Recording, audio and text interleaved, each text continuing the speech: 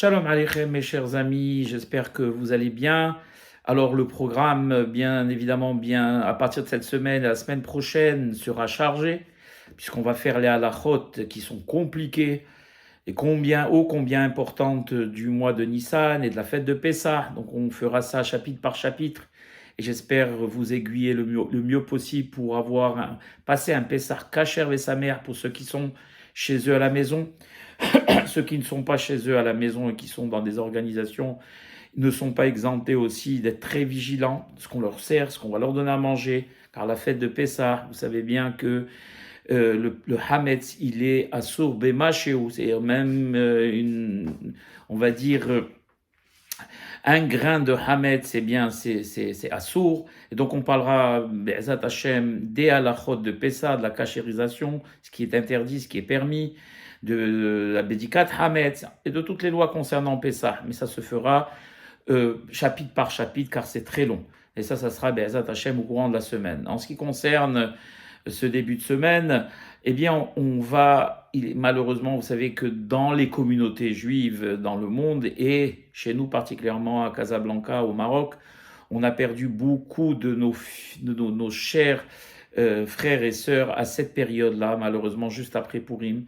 C'est là où à l'époque de la pandémie, malheureusement, on a eu le plus de décès. Avant Pessah, on a eu beaucoup de personnes qui sont disparues. Et donc, malheureusement, ça a été aussi également un déchirement pour les familles qui n'ont pu assister à cause des restrictions sanitaires aux enterrements et donc qui ont dû suivre l'inhumation de leurs proches, malheureusement via des applications comme Zoom. Et ça devait être terrible pour eux. Et donc, pour leur apporter un petit peu de réconfort, je vais essayer de me baser sur la paracha de cette semaine, paracha de Shemini, où on a vu, on va donner un exemple à Aaron, expliquer comment il a pu supporter au moment le plus joyeux de sa vie la perte de 2 de ses enfants et comment il s'est tué, il a gardé le silence. Donc ce cours, il est Mukdash, les Ilou Nishmat Kol, Haniftarim, tous ceux qui sont décédés, Ari Perez, Zichrono Livracha, Shalom Torjman, Zichrono Livracha, Machlouf HaKohen, Zichrono Livracha, Rabbi David HaKohen, Bar Esther, Zichrono Livracha, deux Kohanim qu'on a perdus, bien, ils ne sont pas morts par le Covid, mais ils sont morts, Rabbi Machlouf est mort à cette période-là, et donc c'était ce Shabbat, sa Askara, et donc voilà, je profite pour que ce cours il soit Mukdash, les Ilou Nishmato, les Ilou Nishmat Kol et les Shenifteru pendant la pandémie du Covid, et tous ceux qui sont décédés en dehors de cette pandémie. Voilà, que ce cours soit Mukdash les Ilou Nishmatam. Comme j'ai eu l'occasion de le dire ce Shabbat lors de la dracha, on a eu dans notre synagogue déjà 2 Kohanim qui sont décédés, qui sont Rabbi Machlouf HaKohen et Rabbi David HaKohen Bar Esther. Eh bien, le parallèle est assez impressionnant, c'est-à-dire qu'on a perdu 2 Kohanim et Aaron HaKohen, le frère de Moshe, a perdu 2 de ses enfants qui sont aussi des Kohanim. Alors, essayez déjà de nous replonger dans le contexte de l'époque, en l'an 2448 de notre compte à nous, bien sûr, ce qui fait à peu près 3400 ans. Vous savez que Hakadosh Baruch Hu a ordonné, bon, ça dépendra de ce que la mahloket qui est entre les hachamim, avant ou après la faute du Hegel, de la confection du Mishkan, du tabernacle. Et donc, on a vu toutes les parachutes précédentes, les instructions qu'ont suivi à la lettre Betzalel et Aholiav pour la confection des outils de ce Mishkan, de tous les éléments du Mishkan. Et toute cette œuvre s'est terminée le 25 Kislev exactement. Et donc, Akadosh Baruch Hu n'a pas voulu que l'inauguration se fasse le 25 Kislev, mais il a voulu qu'elle se fasse le 1er Nissan. Et la paracha, justement, Bayom HaShemini, le 8e jour, correspond exactement à Rosh Chodesh Nissan, au moment où Aaron et ses fils ont fait tout ce qu'il fallait faire au niveau des sacrifices pour faire descendre la Shekhinah, donc la présence divine sur le Mishkan, on va malheureusement assister à un très grand malheur. Et la Torah le relate en ces termes. Quand vraiment la Shekhinah, la présence divine, est descendue donc sur le tabernacle et devant tous les enfants d'Israël, il y a marqué Vaïssa Aaron et Yadav et Aham, et donc Aaron bénit tout le peuple. Vayavo Moshe Aaron Elo El Moed, Vayetsu et Aham, Vayar Kevod Hashem El Kol Aham. Et donc on va assister ici justement à la présence divine qui va reposer sur la tente d'assignation, donc qu'on appelle Ohel Moed. Ensuite, malheureusement, Vatetse Esh Milifne Hashem Vatochal Al Hamizber et Aola, puisque l'Holocauste était prêt, donc le feu qui est descendu du ciel prit tout l'Holocauste qui avait été préparé à ce titre, avec les graisses, et le peuple vit avec émerveillement et le peuple d'Israël s'était élevé spirituellement et donc ils étaient maintenant aptes à recevoir la présence divine. Malheureusement, Béné Aaron, les fils de Aaron, puisqu'Aaron on sait qu'il a 4 fils, Nadav ve Avihu, El-Hazar ve Itamar, et Nadav et Avihu prirent leur poêlon et ils mirent dessus de l'encens et ils apportèrent cela devant le Seigneur. Il dit le texte, un feu profane sans qu'il eût été commandé. Dieu n'avait pas commandé donc ce travail supplémentaire de Nadav et Avihu, et malheureusement ils ont été punis pour cela. Pourquoi? Eh bien tout simplement parce que il y a plusieurs explications. Parce que le travail des Kohanim est un travail précis, ordonné entièrement à Moshe, qu'il a transmis au Ham Israël, et on ne doit pas dévier d'un iota. Non seulement au niveau des mesures concernant le temple, des planches, du Aaron, de la table, de la Ménorah, tout devait être fait selon ce qu'Akadosh Baruch Hu a ordonné, et les travaux relatifs à la Shechita, au Korbanot devaient être faits exactement dans les termes et dans les détails qu'Akadosh Baruch Hu avait dicté à Moshe Rabbeinu. Et tout écart, quel qu'il soit, même les Shem Shamaim, étaient considérés comme une faute, et à ce titre, malheureusement, durement réprimandés. Et même des grands comme Nadav ou des princes d'Israël n'ont pas échappé malheureusement au courroux divin et ont été punis. Et on voit ici, et un feu s'élança de devant le Seigneur et les dévora. Donc je ne rentre pas dans les détails de la mort de Nadav et Avihu.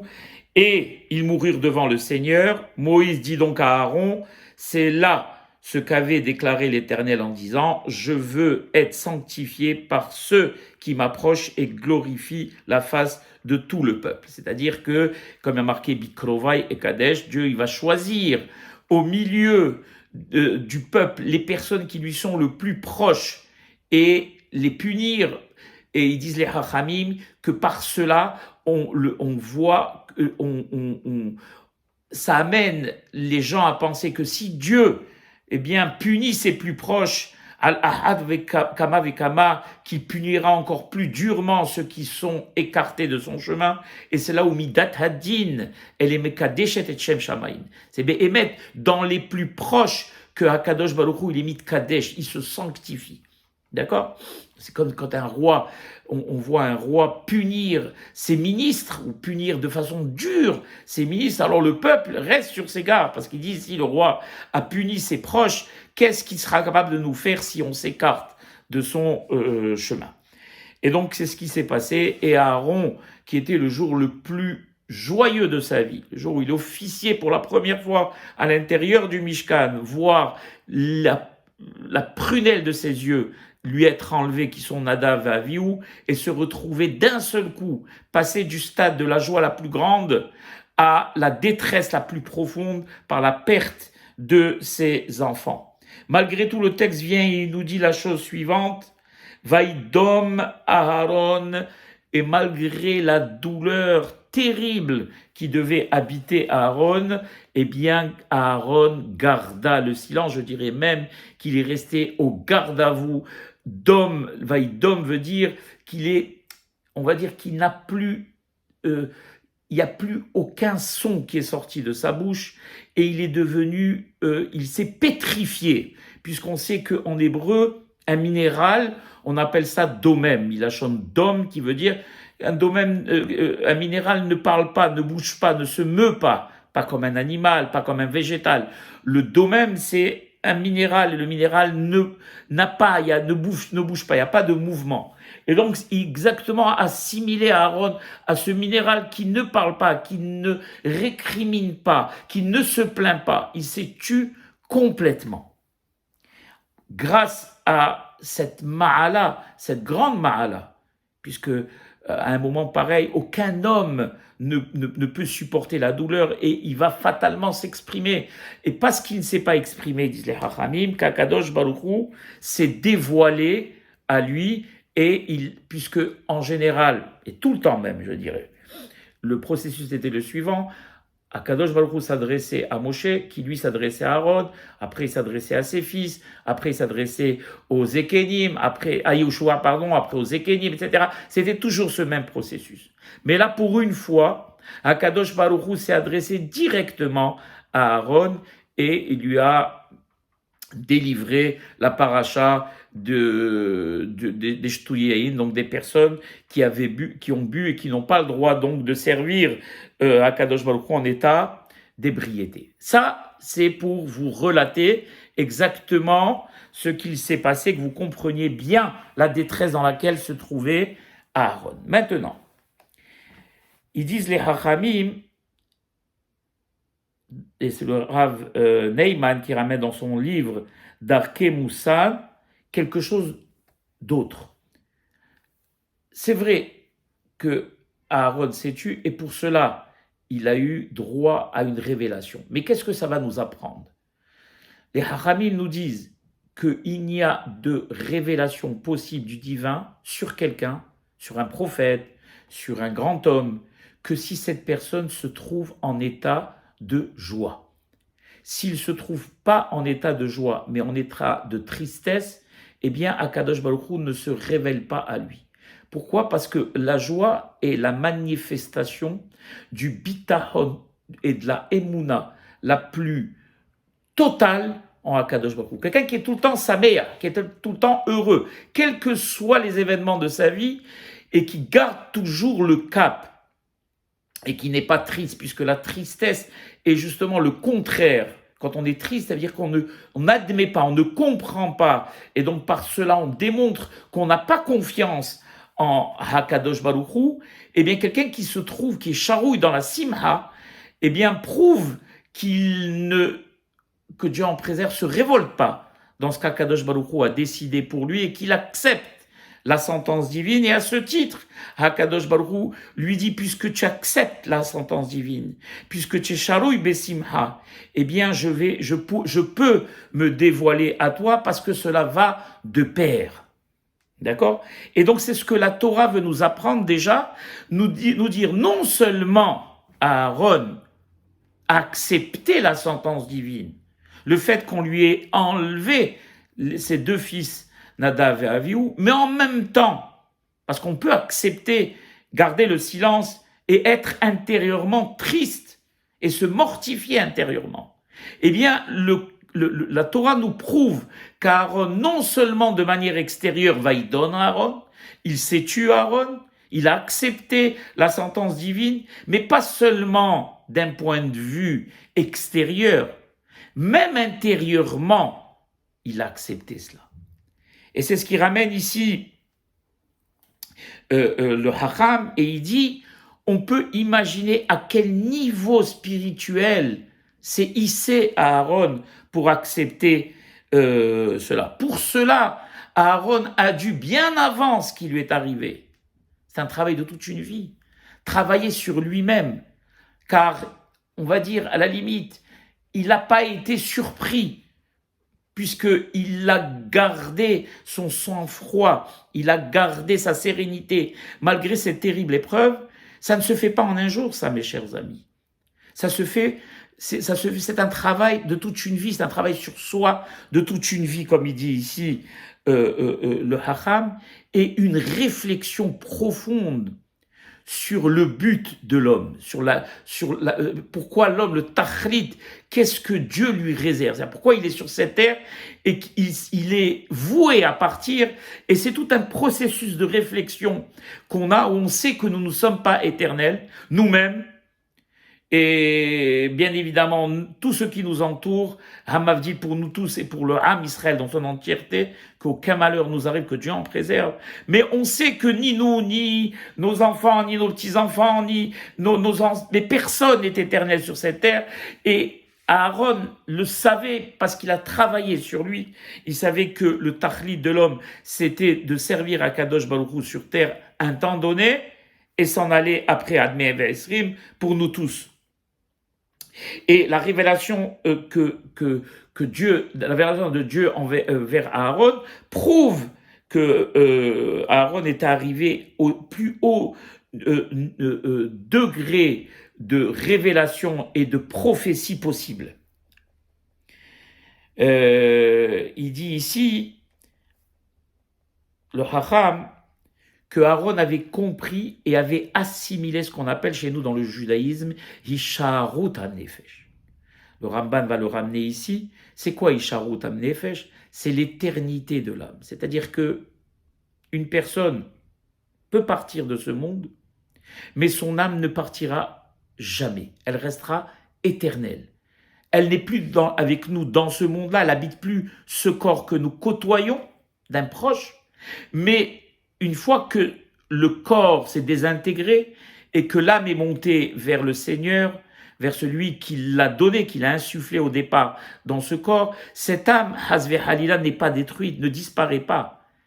Elle suit un nouveau processus de plénitude et à côté de l'éternel, dans la Mehitsa de Hakadosh Baruch Hu, c'est ce qu'on appelle en hébreu Hisharut HaNefesh, c'est-à-dire l'éternité de l'âme. Et c'est pour cela qu'Aaron et toute personne qui a perdu quelqu'un, lo alenu, doit savoir que si dans notre dimension, cette personne n'est plus présente, elle est dans une dimension qu'on ne peut pas, Admei Ve'esrim, connaître, mais elle existe toujours et elle est éternelle. C'est la raison pour laquelle nous faisons tous les ans des askarot, nous disons des kadishim à la mémoire de nos défunts. Si ce n'était pas le cas, à quoi bon serait de dire des kadishim et de lire des teilim et de lire alphabeta et de lire tout ce que nous lisons, tout ce que nous avons l'habitude de lire pour les anniversaires de nos défunts. Et même quand la personne décède, au moment où on l'enterre, dire le kaddish, faire la semaine, faire le mois, faire l'année, ça n'aurait aucun sens. J'ai eu l'occasion de l'expliquer dans mes cours précédents, l'importance de la semaine, du mois, de l'année, dans le processus de passage justement de cette neshama du monde ici-bas vers le monde éternel. Et donc Aaron avait compris, et il va nous inviter à tous à comprendre. Je n'aurai assez de cours de plusieurs heures de vous raconter un petit peu les Hachamim, l'exemple qu'ils ont donné quand ils ont perdu. On a Rabbi Yohanan ben Zakkai qui a perdu 10 enfants, lo alenu. On a Rabbi Meir qui a perdu ses 2 enfants le jour du Shabbat. On a des pléiades d'exemples de Hachamim qui ont perdu et qui n'ont pas eu moins de tristesse que n'importe quel autre, puisqu'on peut dire, les Hachamim sont des êtres humains. La différence qu'ils ont avec nous, c'est qu'ils ont assimilé le fait que la personne disparaissant ici-bas ne veut pas dire qu'elle a disparu, Hazve Halila, et qu'elle continue à vivre, mais dans une autre dimension. C'est dur à accepter. Mais Aaron veut nous inviter justement à comprendre et à accepter, pour nous, les personnes qui ont perdu des proches, pendant les épidémies, pendant la vie courante, de savoir que ces personnes, Hazve Halila, n'ont pas disparu. Elles ont disparu ici, c'est vrai, mais elles n'ont pas disparu dans le Olam Haemet, et ce monde-là n'est qu'un monde de passage. Ils disent les Hachamim, c'est prosdor, prépare-toi quand on arrive dans un palais, et qu'on rentre dans ce palais, et qu'on rentre dans un couloir qui va nous mener au palais. On sait très bien que le couloir, c'est pas l'endroit où habite le roi, c'est pas l'endroit où on va s'arrêter pour manger et dormir. On sait bien que le couloir, c'est juste un conduit qui va nous amener à ce palais. Eh bien, le conduit dont parlait Hachamim, c'est le monde dans lequel nous vivons, et le palais, le palais, donc l'endroit principal, est le Olam Haba, et l'endroit où les Neshamot et les âmes du Ham Israël terminent, elles passent justement à la plénitude et à la vie éternelle. Et ça, Aaron l'avait compris, et c'est pour cela que le texte, il nous dit ce que ramène Rambam dans le Pasuk, Banim atem lachem elokechem lo tidgodedu. Vous êtes les enfants du Dieu, de Akadosh Baruch Hu, votre Dieu. Lo tidgodedu, ça veut dire en hébreu, ne vous tailladez pas. Pourquoi le texte nous interdit de nous taillader? Eh bien, parce que cette pratique, on retrouve chez certaines nations du monde, pas chez nos frères les musulmans, aussi chez eux c'est interdit, les chrétiens également, je pense que c'est interdit. Pourquoi? Parce que se taillader signifierait qu'on pense que la personne, quand elle a disparu, eh bien, d'ailleurs il se mortifiait, il se faisait du mal, il se tailladait au sang pour, exprimer leur douleur, pensant que la personne, une fois qu'elle était décédée, c'était terminé pour elle, il n'y avait plus rien.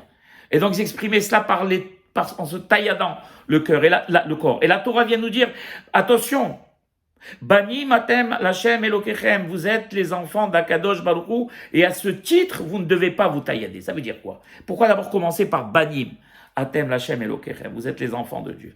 Eh bien, de la même manière qu'on sait qu'un père, tout ce qu'il fera pour son fils, même les choses que le fils ne comprend pas, quand il est petit, par exemple, il ne comprend pas toujours ce que le père veut de lui.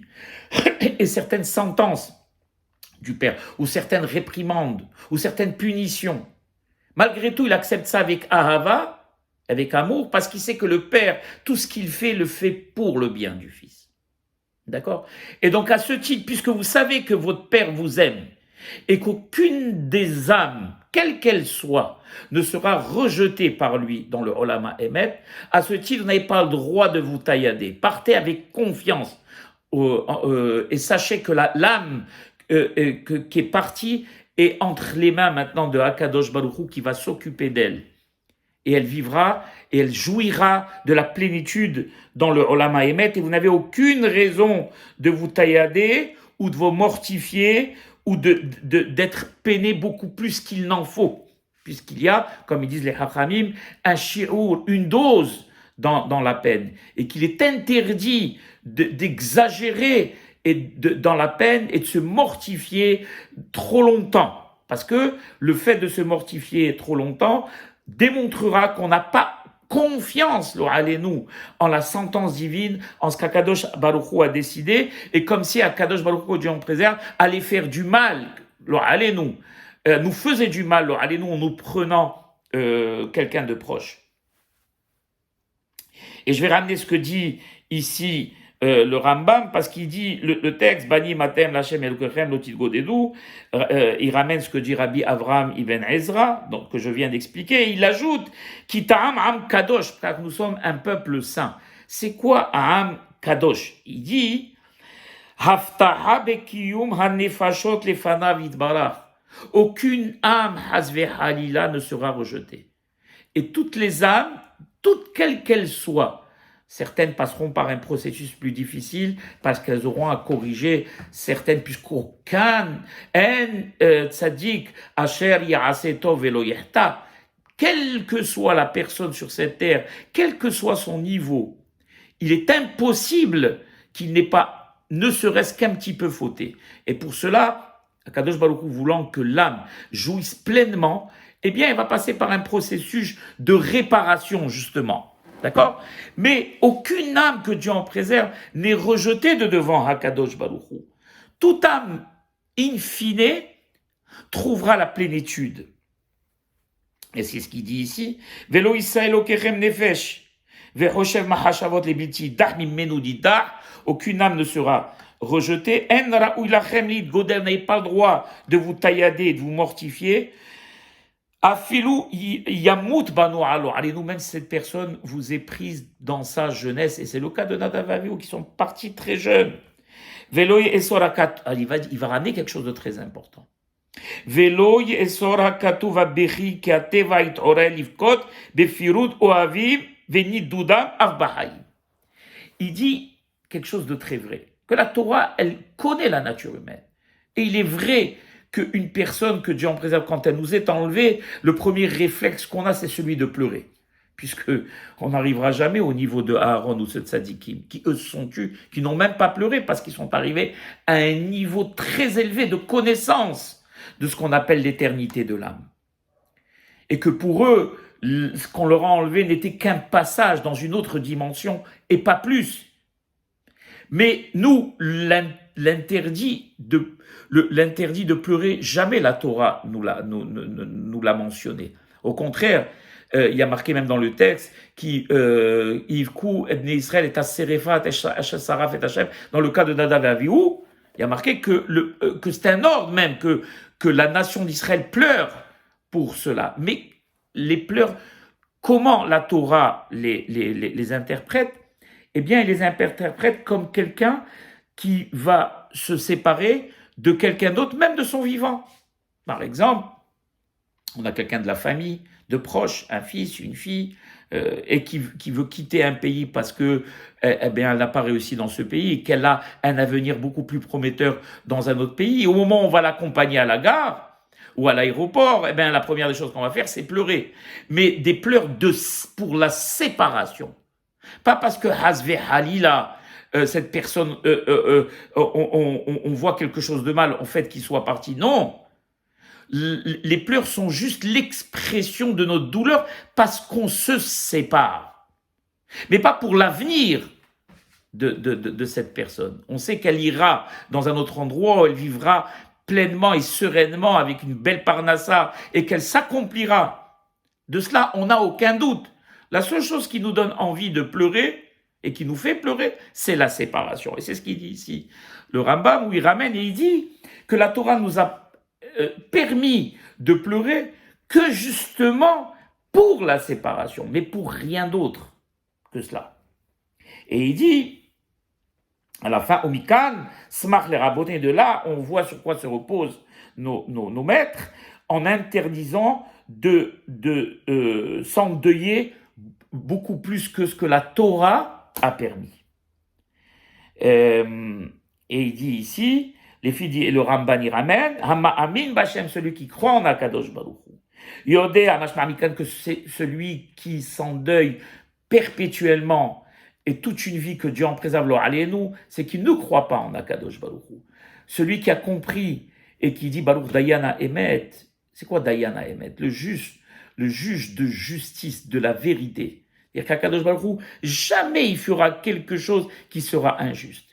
Et si ça peut nous paraître injuste un temps que Dieu en préserve, eh bien on doit se ressaisir et non pas se morfondre éternellement. Le temps juste de pleurer parce qu'on s'est séparé de cet être cher, mais comprendre et avoir confiance en Akadosh Baruch Hu, comme il dit, Amaimin Bashem Yoder Sheamita Ena Ela Ma'avar Le'olam Tov Yoter. La mort n'est que le passage à un monde meilleur.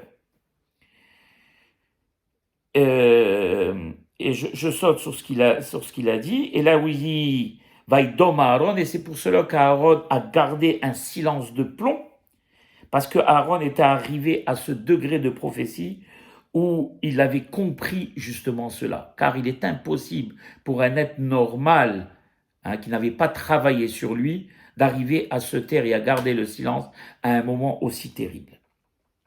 Il raconte la Gemara, on ramène que c'était Rabbanan, je crois que c'est ramené dans ma Sechet Brachot, où il y a marqué Amrela Rabbanan les Rav Hamnuna Zota. Ils ont demandé à Rav Hamnuna Zota au mariage du fils de Béré, le fils de Rabina. Et ils lui ont dit Lish Lelan Mar, chante-nous quelque chose à Mar Hamnuna Zota. Et qu'est-ce qu'il a chanté? Le Vaïlan des Mitnan. Vaïlan des Mitnan. Imaginez s'il fait ça au Maroc où ils ont le demi-haut. Il leur a chanté, ils ont dit chante pour le mariage du fils à Ravina. Alors il a chanté malheur à nous qui mourrons, malheur à nous qui mourrons. Alors les Harabis se posent la question, n'avait-il pas une chanson plus joyeuse à chanter que celle-là? Et à cela, ils répondent, les Hachamim, quelque chose d'extraordinaire. Et ils disent quelque chose d'extraordinaire. Ils disent que pour les Hachamim et les Tzadikim, la mort n'est pas quelque chose qui les attriste. Bien au contraire, la mort n'est pas quelque chose qui les attriste. Bien sûr, à nous tous, jusqu'à 120 ans, les Hachamim aimaient la vie plus que tout, puisque la vie leur permettait d'engranger les mitzvot. On a vu, je crois, le Gaon de Vilna, au moment où il allait partir, il a commencé à pleurer. Alors ces Talmidim se sont réunis autour de lui, dire, Rabbi, de quoi tu peurs? Un tzaddik comme toi, tu vas directement au Gan Eden, de quoi tu peurs?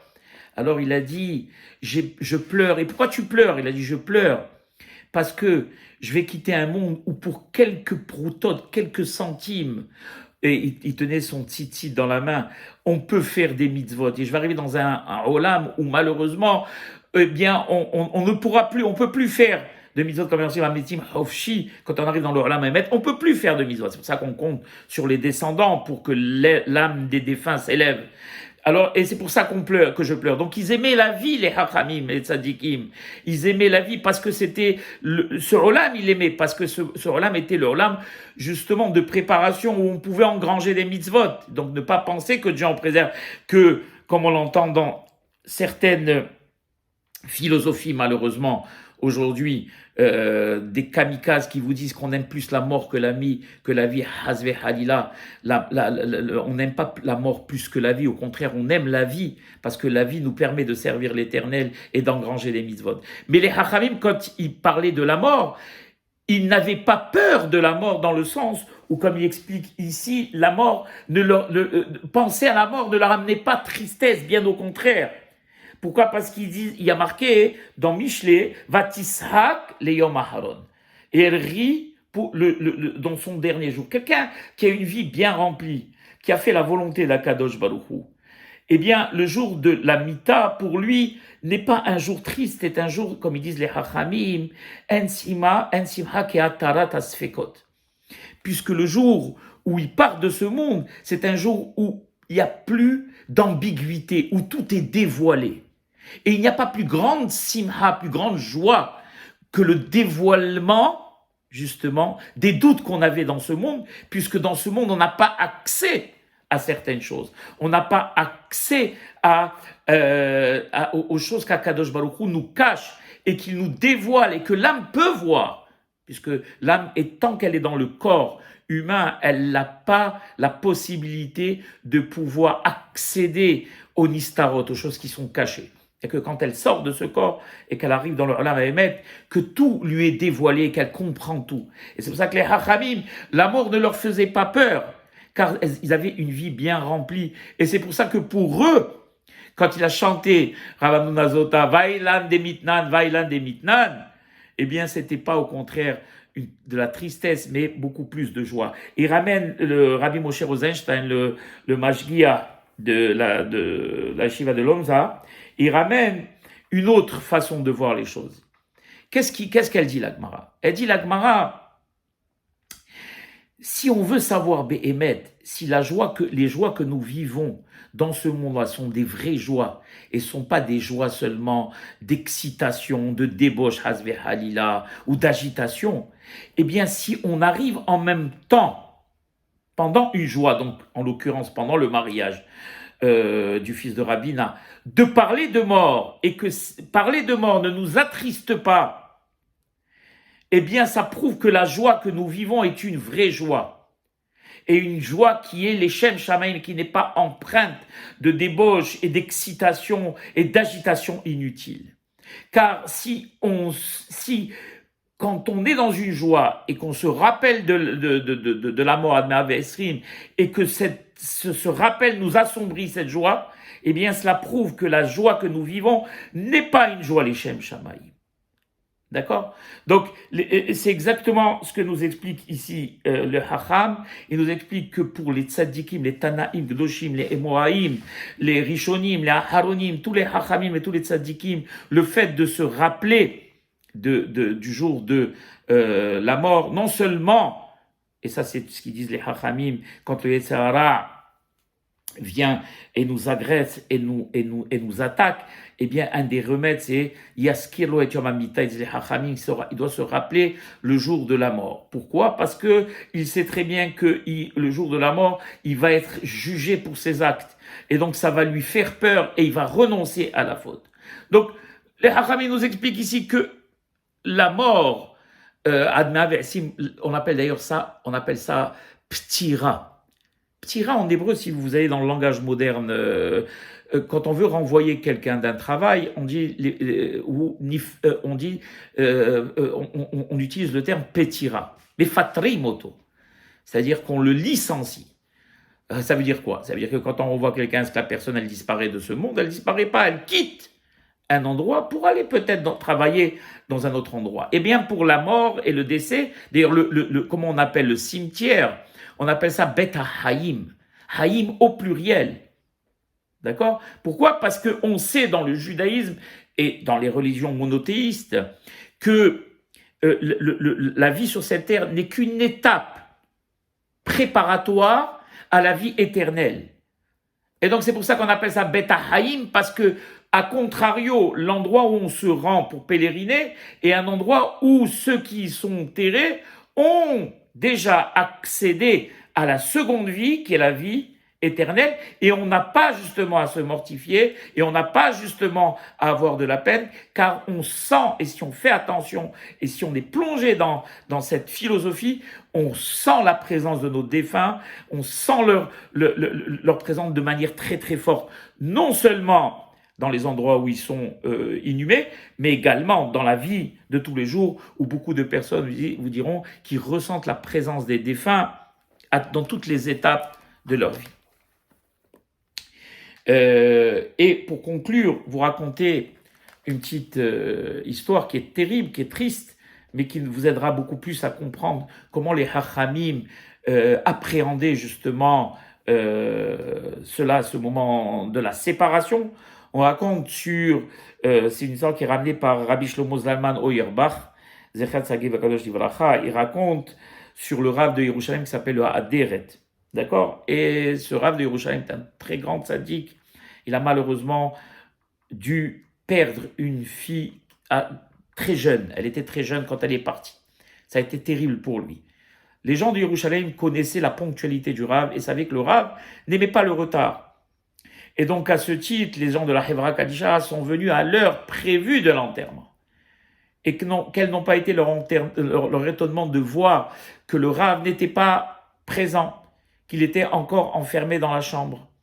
Il ressort à un moment donné et il rentre. Et l'heure de l'enterrement passée, qui était prévue, passée. Au bout de 20 minutes, 25 minutes, il ressort. Et l'enterrement va commencer.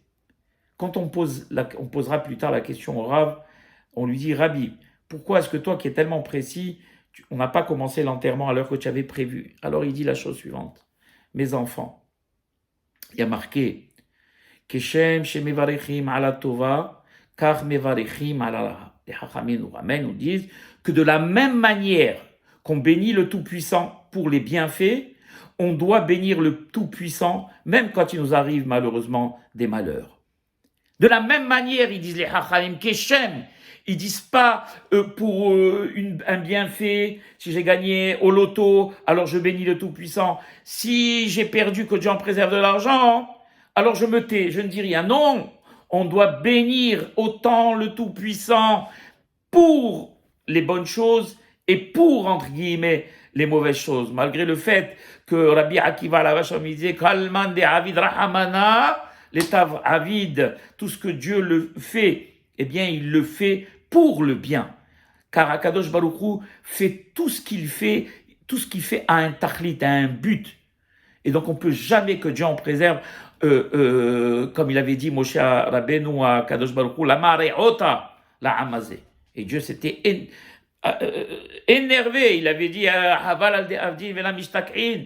Il dit, comment tu oses, toi, discuter mes sentences à moi? Regarde Abraham, à qui j'ai promis toute la terre d'Israël. Il n'a même pas eu où enterrer sa femme Sarah. Il était obligé d'acheter un endroit où enterrer sa femme Sarah. Et il ne s'est pas plaint. Et toi, qui viens le dernier, tu viens te plaindre à moi. Donc que Dieu en préserve. même quand les choses qui nous arrivent, que ce soit que des bonnes choses, Be'ezat Hashem B'Shorato Be'emet. Et c'est ce qu'a dit le Rav. Il a dit le Rav, le Aderet, il a dit je ne pouvais pas commencer l'enterrement tant que je ne m'étais pas plongé dans le remerciement. Et de la même manière que j'ai remercié Dieu quand cette petite est venue au monde, et que je me suis imprégné de cette joie, eh bien maintenant je peux aller nous l'inhumer, et au moment où je dirai Baruch Dayan Haemet, je le redirai dans le même état d'esprit que quand elle est venue au monde. C'est terrible, Rabotai, ce que je vous dis. C'est dur, mais ça vous démontre un petit peu l'acceptation de la sentence divine parce qu'ils avaient compris, tous ces tzadikim, tous ces hachamim, que tout ce que faisait Akadosh Baruch Hu, les Tav Avid, et qu'il avait décidé, qu'il l'a décidé depuis la venue au monde d'une personne jusqu'à Me'av Esrim, sa sortie de ce monde, tout est déjà programmé et tout est fait que pour le bien et que pour la plénitude et l'accomplissement de cette âme. Et même si des fois que Dieu en préserve, la douleur est terrible, eh bien on a un temps donné que les Hachamim ont décidé pour s'attrister, pour s'affliger, pour s'endeuiller.